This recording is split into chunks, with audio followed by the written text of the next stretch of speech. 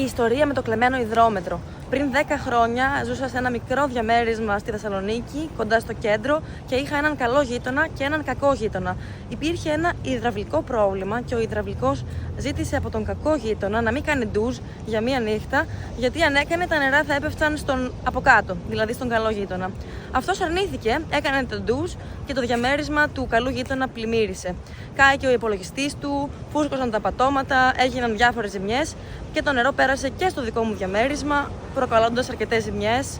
Ξύπνησα και ήταν όλα πλημμυρισμένα, τα πατώματα φουσκωμένα, χάλια νερά στα τραπέζια. Ο υδραυλικός λέει: δεν γίνεται, αυτός δεν καταλαβαίνει, πρέπει να κάνουμε κάτι ώστε να λύσουμε το πρόβλημα.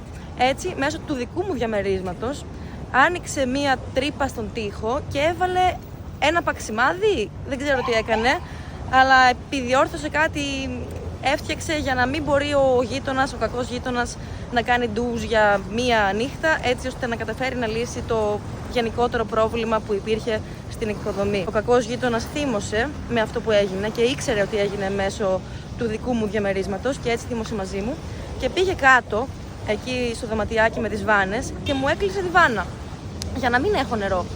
Γυρνούσα εγώ τότε στο σπίτι από τη σχολή και άνοιγα το θερμοσύφωνα για να κάνω ένα ντουζάκι. Δεν υπήρχε όμως νερό, έκαιγε άδειος ο θερμοσύφωνας. Κάτι το οποίο είναι και επικίνδυνο. Τέλος πάντων, θυμωμένη, εκνευρισμένη, πάω κάτω, ανοίγω τη βάνα μου. Έρχεται πάλι την επόμενη μέρα, μου την ξανακλίνει. Κατεβαίνω, την ανοίγω. Μίλησα με μια κυρία που ήξερε τι συνέβαινε στο ισόγειο, γιατί τον έβλεπε από το ματάκι, και μου λέει: αυτή είναι η δική του βάνα. Πάω λοιπόν, ανοίγω τη δική μου βάνα, κλείνω τη δική του βάνα. Έτσι είσαι, μου λέει αυτός. Πάει κάτω, κλείνει τη δική μου βάνα, ανοίγει τη δική του βάνα. Και αυτό συνεχίστηκε για λίγο καιρό. Έλαντε που όμως μια μέρα γυρνάει ο άνθρωπος, ο κακός γείτονας, και μου βάζει παξιμάδι. Έτσι ώστε να μην μπορώ εγώ καν να ανοίξω τη δική μου βάνα και να κλείσω τη δική του. Τη δική του την έκλεισα βέβαια. Τη δική μου δεν μπορούσα να ανοίξω. Τέλος πάντων, λέω: τρελός είναι. Παίρνω ένα κατσαβίδι, ανοίγω το παξιμάδι, το ξεβιδώνω, ανοίγω τη δική μου βάνα και πάω στο σπίτι μου. Έρχεται πάλι αυτό την επόμενη μέρα και μου αφαιρεί ολόκληρο το υδρόμετρο. Μου κλέβει το υδρόμετρο και δεν υπάρχει πια τίποτα, καθόλου υδρόμετρο. Παίρνω τηλέφωνο την υπηρεσία, την ΕΙΑΘ, και τους λέω: μου κλέψανε το υδρόμετρο. Και μου λένε: δεν γίνεται αυτό το πράγμα, δεν έχει να συμβεί. Τι εννοείται σας κλέψανε το υδρόμετρο? Λέω αυτό ακριβώς. Μου κλέψανε το υδρόμετρο, δεν υπάρχει υδρόμετρο. Σε αυτή την περίπτωση πρέπει να πληρώσετε 200 ευρώ. 200 ήταν, 250, δεν θυμάμαι ακριβώς. Αλλά έπρεπε να πληρώσω ένα μεγάλο ποσό. Και λέω: έτσι είσαι? Δεν θα μένω πια στο σπίτι μου, δεν θα αγοράσω καινούργιο υδρόμετρο. Πήγα και έμενα στον Κωνσταντίνο, που τότε είχα πρωτογνωρίσει και έμενε κοντά ο Κωνσταντίνος.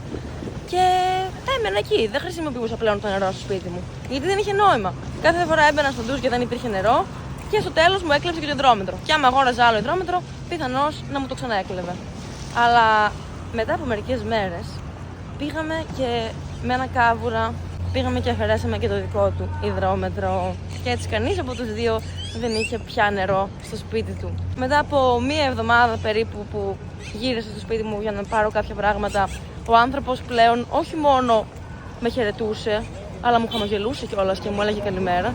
Δεν ξέρω τι ολική αλλαγή συμπεριφοράς ήταν αυτή. Αυτή ήταν η ιστορία του υδρόμετρου και πώς ένας κακός γείτονας μπορεί να μετατραπεί σε καλό γείτονα.